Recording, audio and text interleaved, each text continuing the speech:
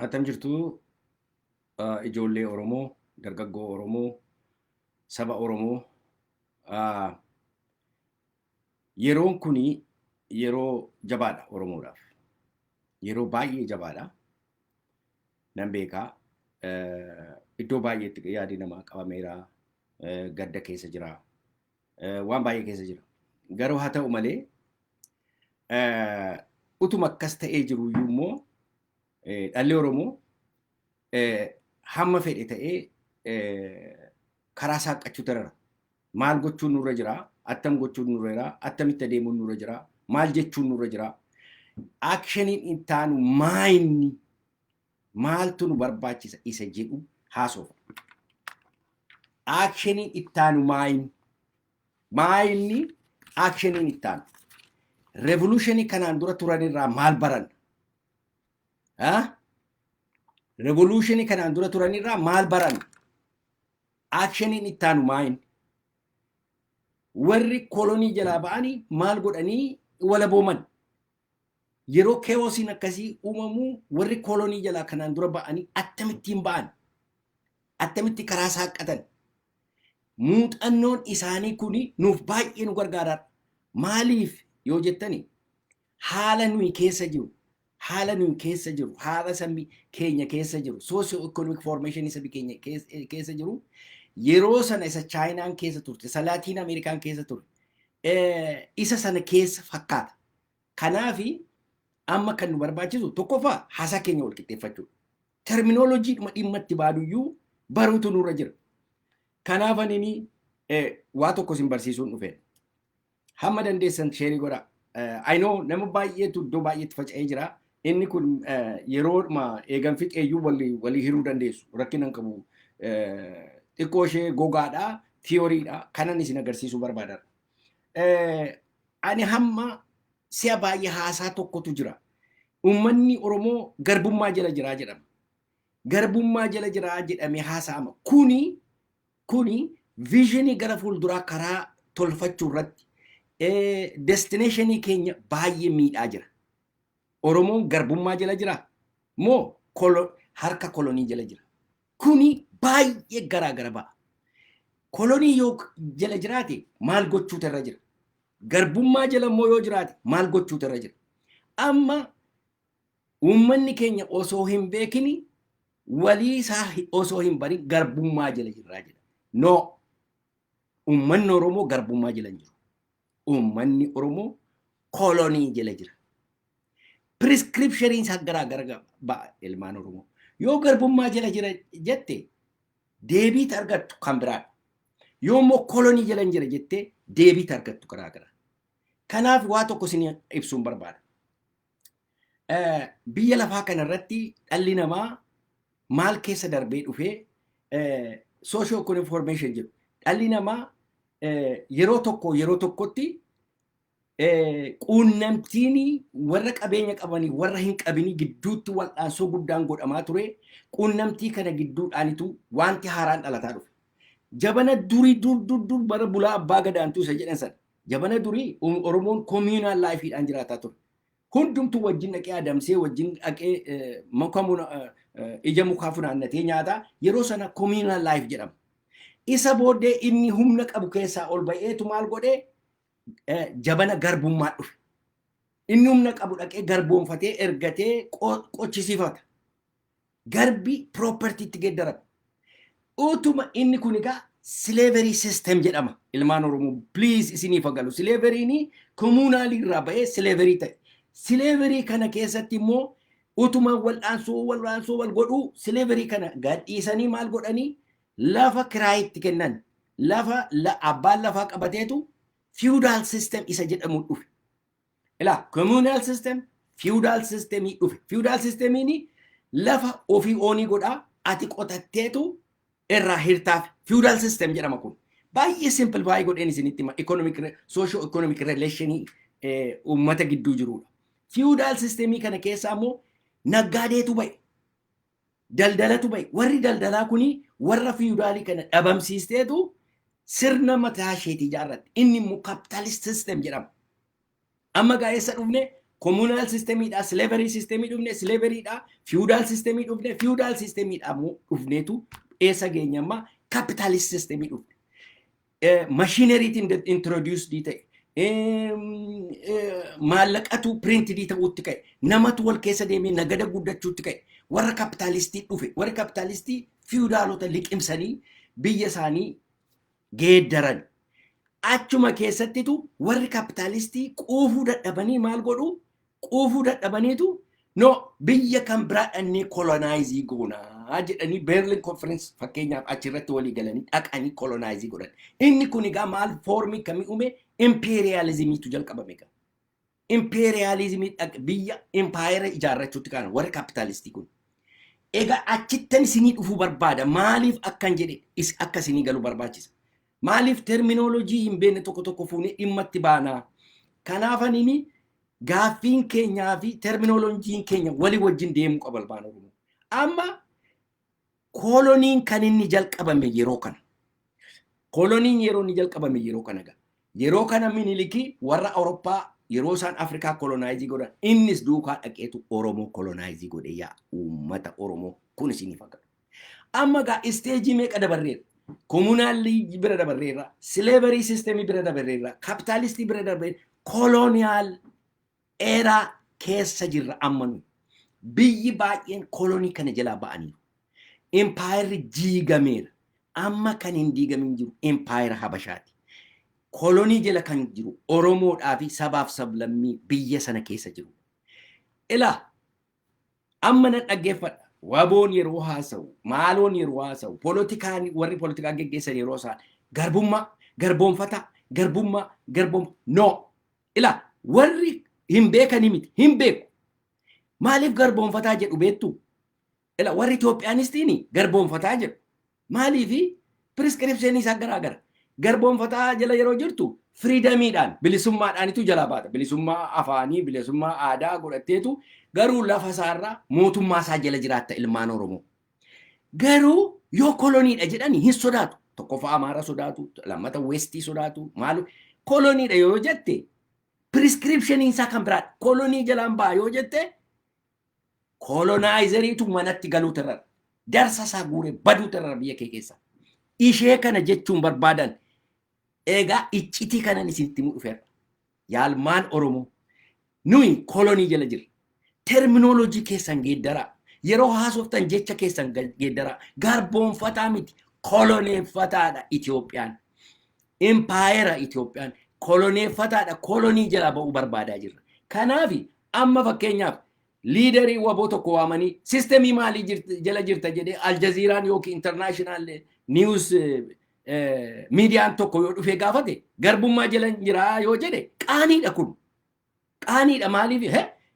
Slavery systemiin hin jiru. Amma biyyuma Itoophiyaa sana keessatti iyyuu jabana Minilikii awwaajiidhaan bade. Slaveriin hin jiru. Har'a koloneeffataa jira.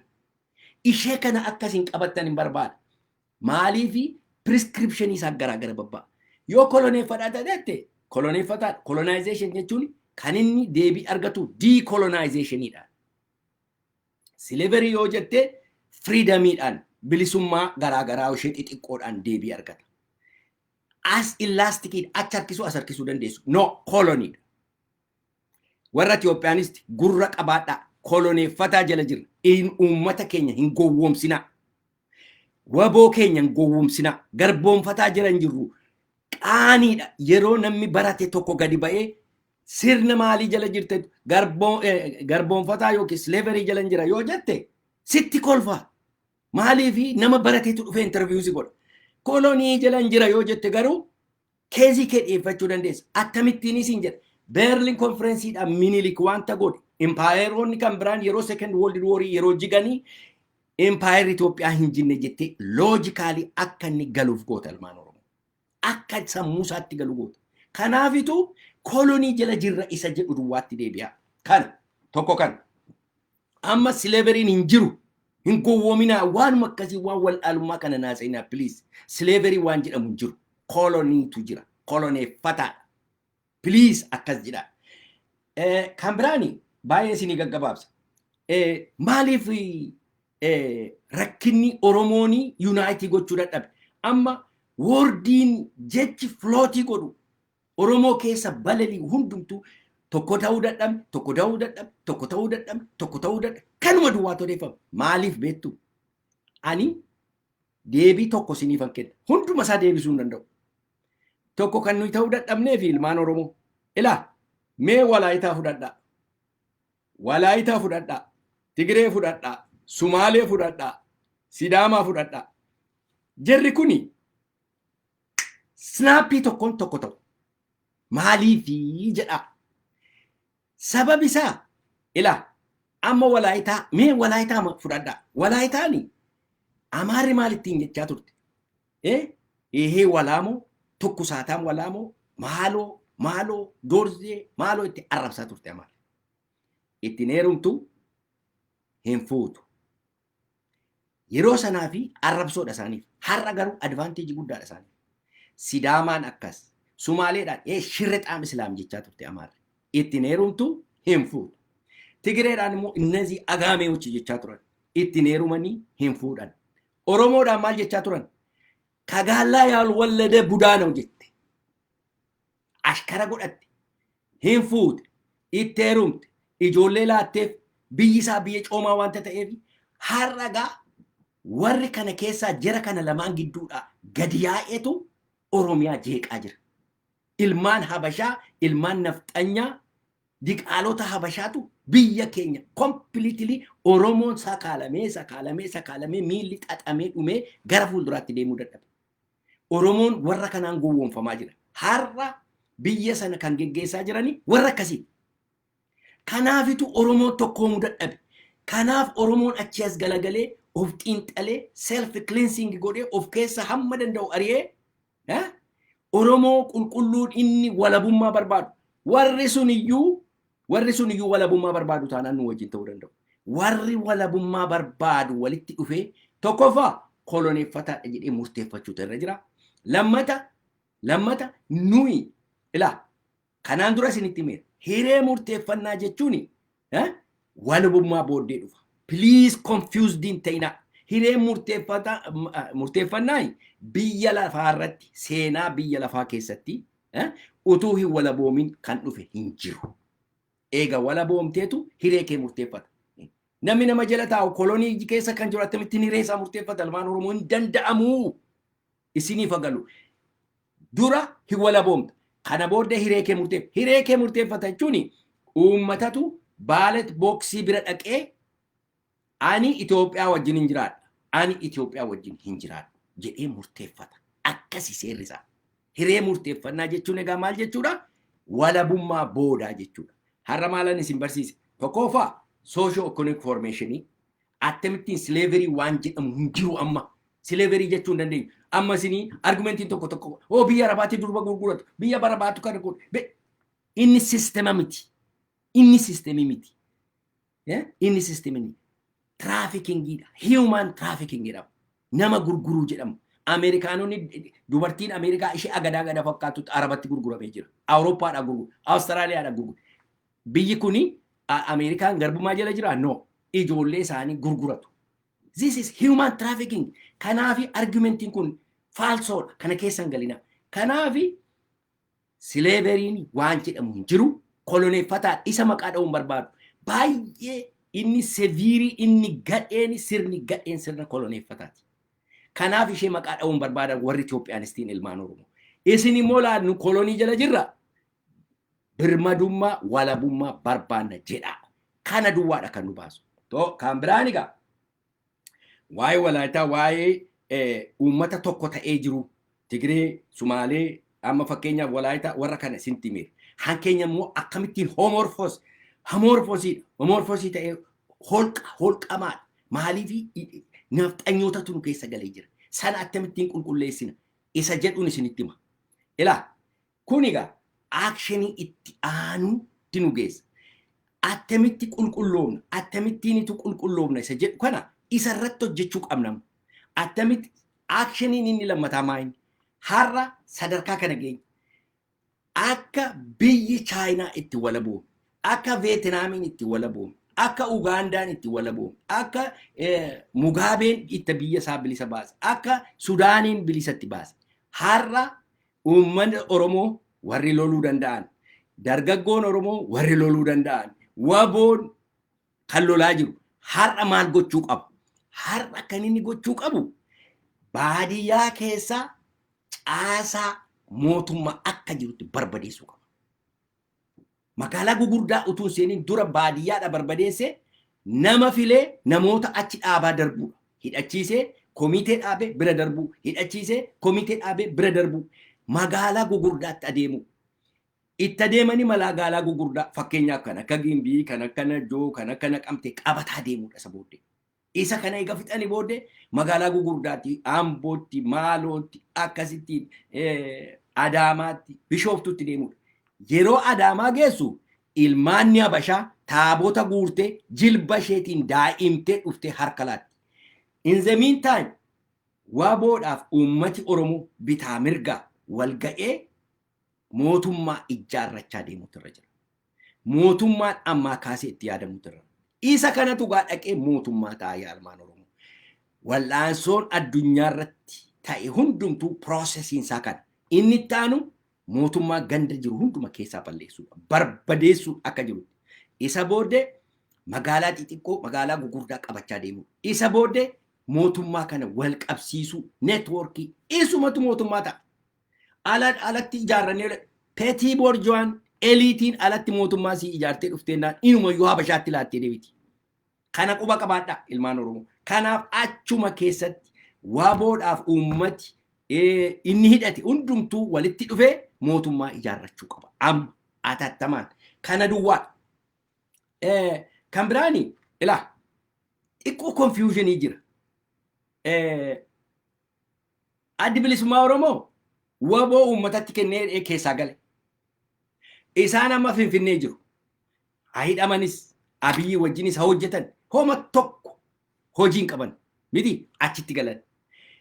Waboon immoo gadi ba'ee uummata Oromootiin ilaa nuyi isintu nu gargaara. Isinii wajjin jirra. Nama nuu kennaa.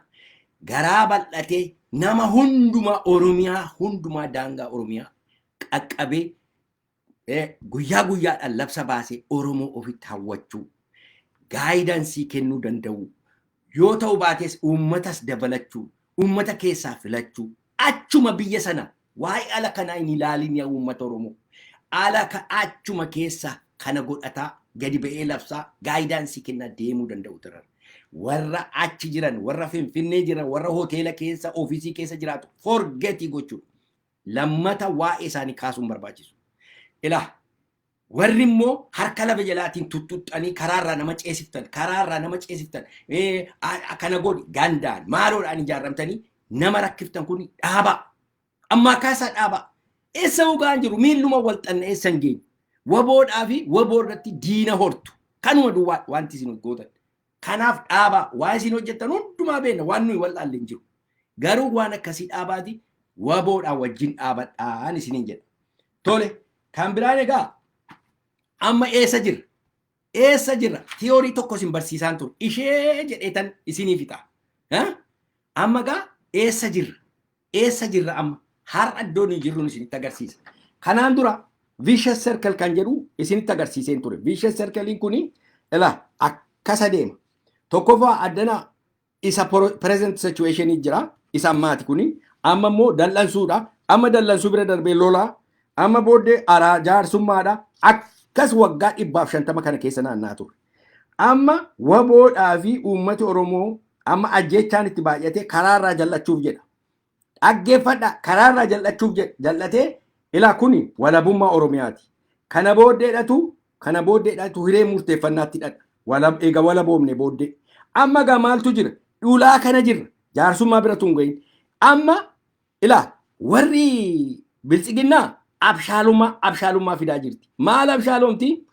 Namoota tokko hiitee sobdee shiraanii hiitee gadhiiftee deebitee negosheetii gochuudhaaf isa waboo asitti jallachuuf jedhu kana ila addanatti deebisuudhaaf vicious circle sana keessa nu gashuudhaafitu ila push and pulling inni tokko achi harkisa inni tokko achi harkisa har'a nuyi waa'ee hiikamuu individually kan loluu nurra jiru.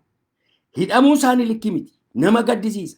du'uun keenya likkii miti nama gaddisiisa garuu waa'ee hiikaa namaarratti akka nu gizee barsiisun abaluu hiikaa abaluu no isaan maal godhu beekaa hidhan jara kana maal godhanii oromoon dideeramini jara amma warra hidhaa jiru gadhiisanii negotiation table-itti nu deebisuudhaaf deemaa jiru ilmaan oromoo negotiation table kanatti deebisanii vicious circle sana keessatti nu deebisuudhaaf amma karaa kanarra geenyeera ilaa ijoolleen hin beekne maal jedhu abaluun nu hiikaa jedhanii yoo isin hiikan maal gochuuf manatti deebitanii galuudhaaf teebelii kanatti deebi'uuf jettu teebelii kanatti deebinaan harka laannaan ammas kanuma keessa vicious circle kana keessa deemuudhaaf jettu kanaaf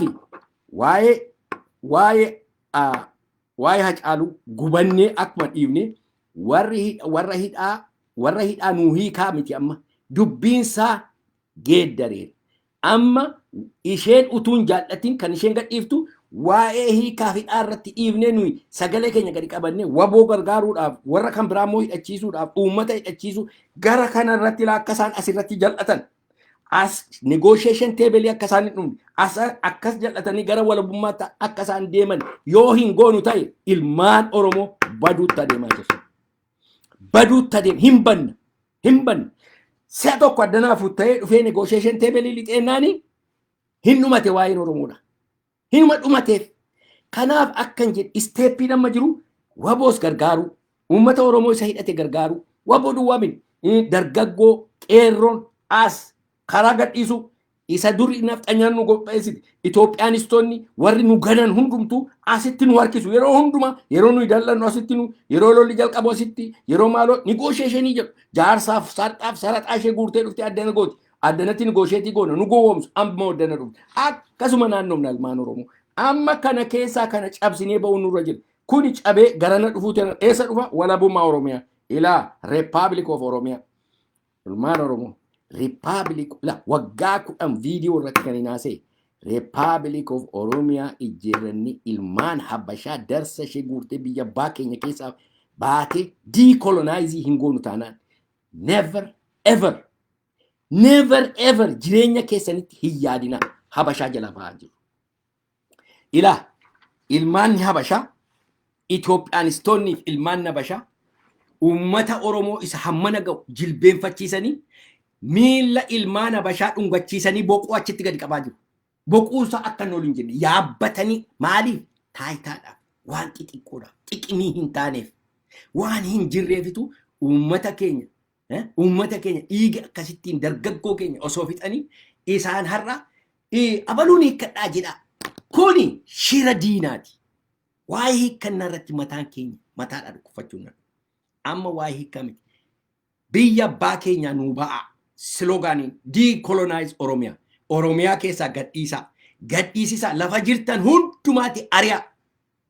Wanti isin baasu caasaa mootummaa hunduma isaa ciraa ari'a. Yeroo cirtan immoo kan isin dhaabdanii komiitee dhaabaa deemaa. Hidhachiisaa dhaabaa akkasittiin deemtu.